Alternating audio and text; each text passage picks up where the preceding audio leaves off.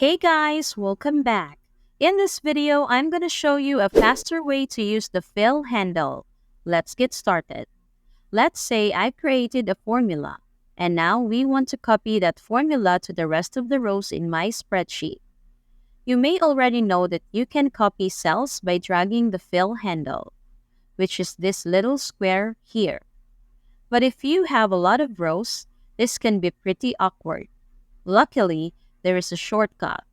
Just double-click the fill handle and it will copy the formula down automatically. If we scroll down, you can see that the formula has been copied all the way down to the end of our data.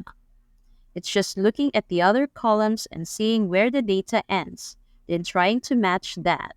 So I recommend using this shortcut whenever you can. Thanks for watching.